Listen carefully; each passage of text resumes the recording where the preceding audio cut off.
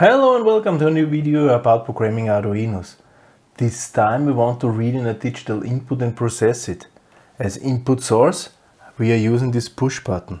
Place the push button simply somewhere on the breadboard. Well, and then we have to connect to stuff.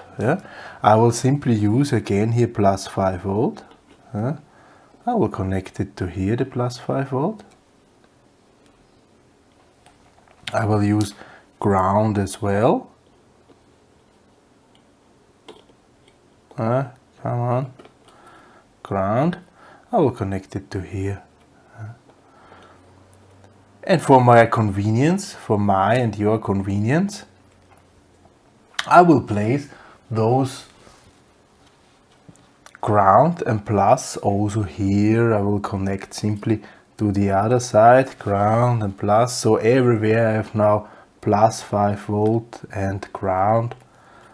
This is not the worst idea, I would say, because then we have access from all sides. Well, what we want to do, we are connecting plus 5 volt to one side of the push button, okay, and the other side of the push button we are connecting to an input pin. So this is already this line from here to an input pin. I can select, I will use number 4 for instance as button pin. So I would expect whenever at 4 if I press this button at 4 I have high, or true. This should work. Okay, this I think you can understand what I do. Then I will use again LED. Here's the LED. We are again having to use a resistor, of course, and of course we have to plug the LED also to somewhere, and for the LED I will again use pin number 2 as before. So this is now a hardware setup. Whenever the thing I want to code is, whenever I press the button, it shall be read in by the Arduino shall turn on the LED. If I release the button, it shall also be recognized by the Arduino, and the Arduino shall turn off the LED. So actually the same thing we had when we tested the button, but with the help of a controller, for our controller. Now let's switch to the computer for the program, for the software. So I have already started the Arduino IDE. I have already opened a new sketch. We are ready to start. I will save this now. Save as, programs. Save this under a decent name. And now we are ready at 4. I will call this button in. Save. Okay. So we have this. We're starting again with defining our compile time constants.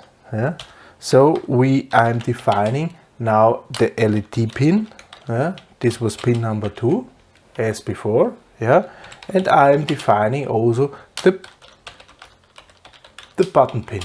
And this was pin number 4. I'll make it look decent.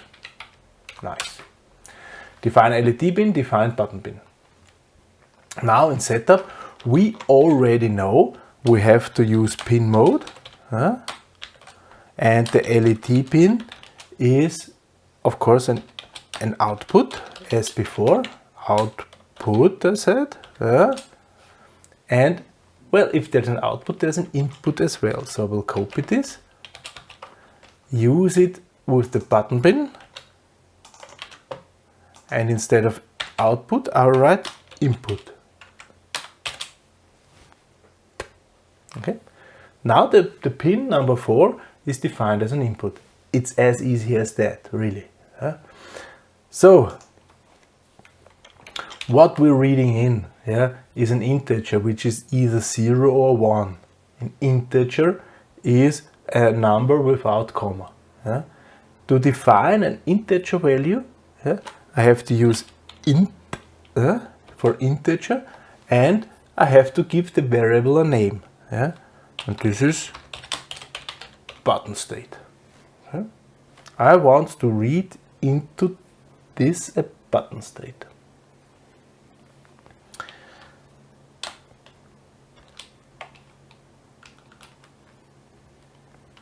This button state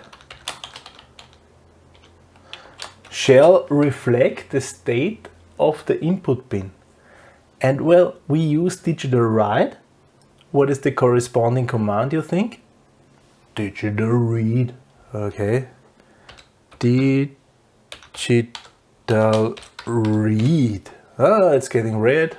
Correctly written. And we need the pin number. Well, and the pin number is hiding behind the button pin. Huh? So it's pin number 4.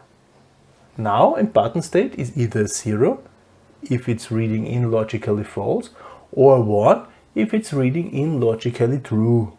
Okay? So I can use if button state. Yeah? So if it's true, what shall happen then? What shall happen? Yeah? Digital write. I will use the LED pin again. And this will write 1. Okay? And then else digital write LED pin 0. Okay? This is pretty straightforward, right? Should work. Yeah? We can comment it again. Yeah? So here we write use LED pin as an output. This makes the programs always very decent.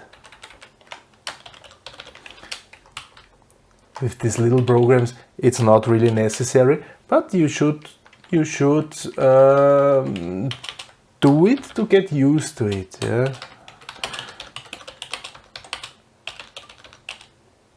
Read status of button. Yeah? Because then, if button is pressed, turn on LED. Yeah? If button is released, turn off LED. Because then it's really clear what you thought. Yeah? Code needs to be maintained. Yeah? So somebody after you, or maybe you, in a year or 2 years, you have to look into your own code. And if you then do not know what is happening, or worse, if you're looking into the code of somebody else and you don't know what he thought or he or she commented, then it's easier. Okay?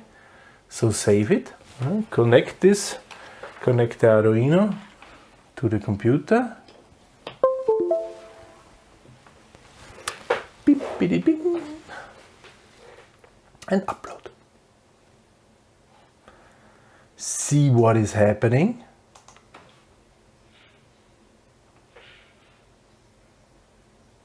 It's lit. It's already lit. It's already lit. Press the button. It's getting brighter. Do you see this? Now for you there's no different. What is happening here? What is happening? Oh! Have you seen that? Here something is happening. What if I'm connecting to minus? Then it's off. Stable? Yeah. What if connecting to plus?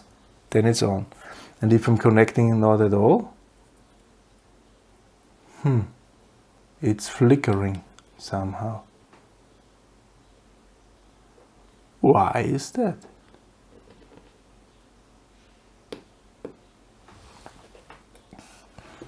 Why is that, huh? If you have reached this is how it looks like. This is, unfortunately, with this method, you cannot solve this. Why is that? Will be explained in next video. Okay, so next video I show you why this is. Yeah, you can, meanwhile, you can think a little bit about it. Yeah, see where went something wrong. It's a pretty straightforward approach. But in the next video, I will explain where it was wrong. For this time, thank you very much for listening. Goodbye.